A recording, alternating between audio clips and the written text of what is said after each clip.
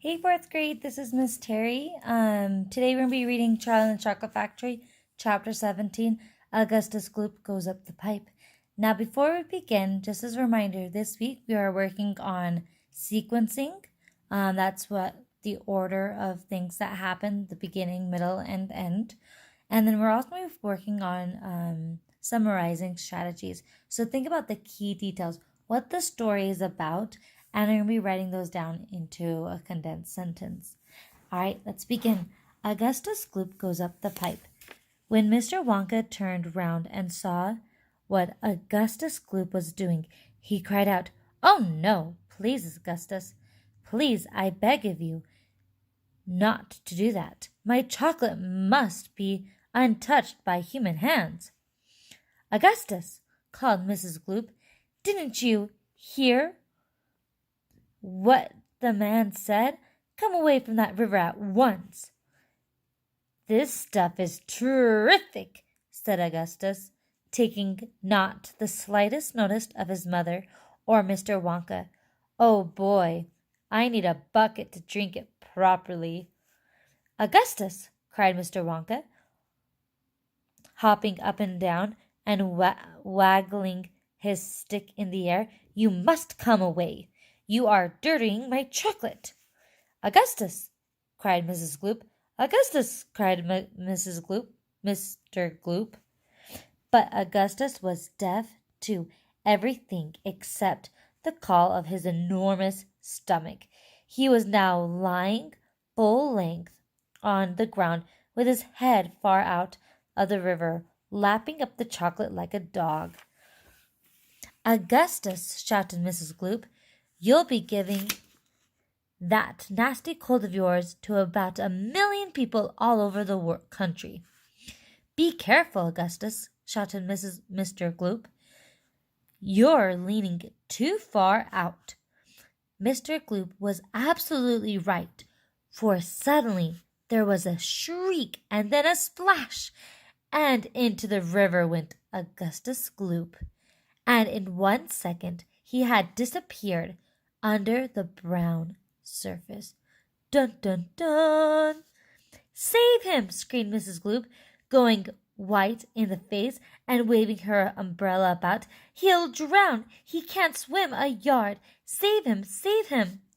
"Good heavens, woman!" cried Mr. Gloop. "I'm not diving in there. I've got my best suit on." Augustus Gloop's face came up again to the surface, painted brown with chocolate. "Help! Help! Help! Help!" he yelled. "Fish me out!" "Don't just stand there!" Mrs. Gloop screamed at Mr. Gloop. "Do something!" "I am doing something," said Mr. Gloop, who was now taking off his jacket and getting ready to dive into the chocolate. But while he was doing this, the wrenched boy, oh my goodness, look at that, all that chocolate, and there's Augustus Gloop, was being sucked closer and closer toward the mouth of one of the great pipes that was dangling down into the river. Then, all at once, the powerful suction took hold of him completely, and he was pulled under the surface and then into the mouth of the pipe. The crowd on the riverbank waited breathlessly to see where he would come out. "There he goes!" somebody shouted, pointing upwards.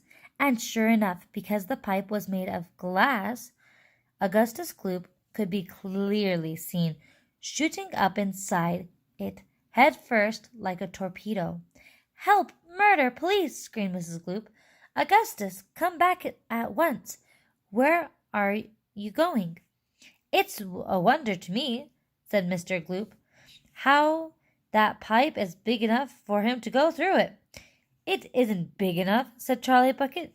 "Oh dear, look, he's slowing down." "So he is," said Grandpa Joe. "He's going to stick," said Charlie. "I think he is," said Grandpa Joe. "By golly, he has stuck," said Charlie. "It's his stomach that's done it," said Mr. Gloop. He's blocked the whole pipe, said Grandpa Joe.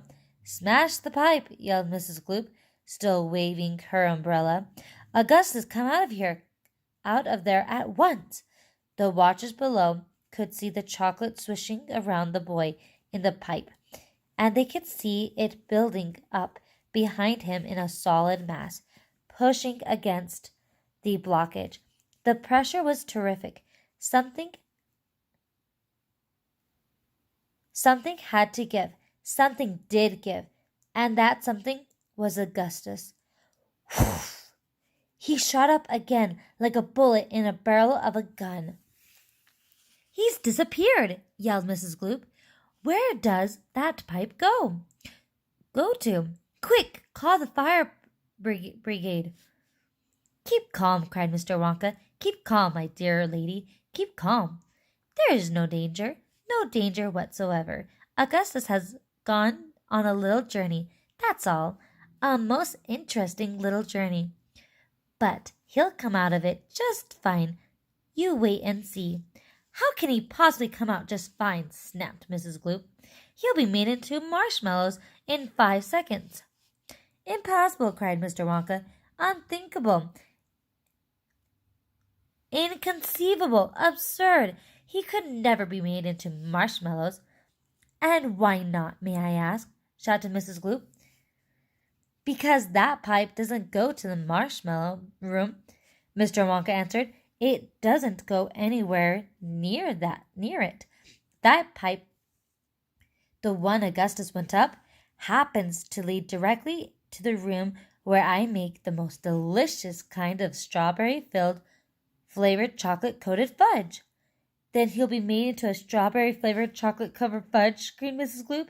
My poor Augustus! They'll be selling him by the pound all over the country tomorrow morning. Quite right, said Mr. Gloop. I know I'm right, said Mrs. Gloop. It's beyond a joke, said Mr. Gloop.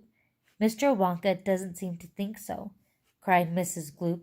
Just look at him. He's laughing his head off.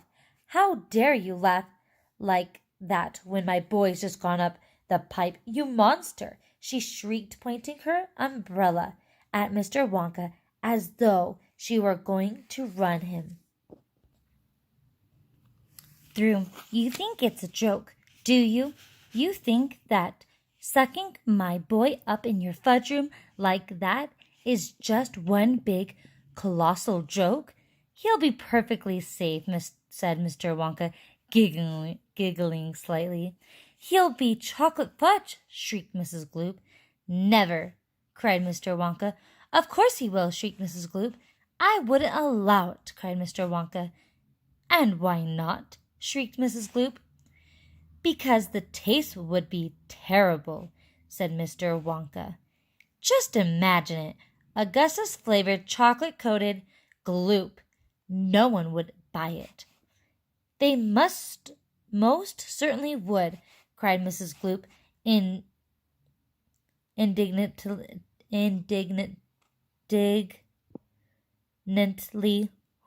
Tongue twister. I don't want to think about it, shrieked Mrs. Gloop. Nor do I, said Mr. Wonka, and I do promise you, madame, that your darling boy is perfectly safe. If he's perfectly safe, then where is he? Snapped Mrs. Gloop. Lead me to him this instant.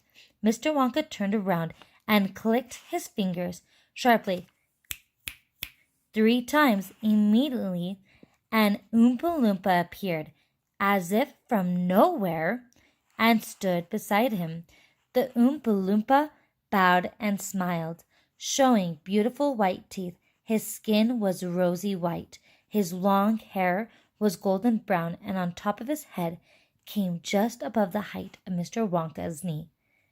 He wore the unusual deerskin slung over his shoulder. Now listen to me, said Mr. Wonka, looking down the tiny man.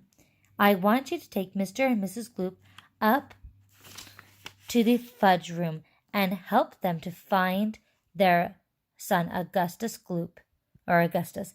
He's just gone up the pipe. The Oompa Loompa took one look at Mrs. Gloop and exploded into peals of laughter. Oh, do be quiet, said Mr. Wonka. Control yourself. Pull yourself together, Mrs. Gloop. Doesn't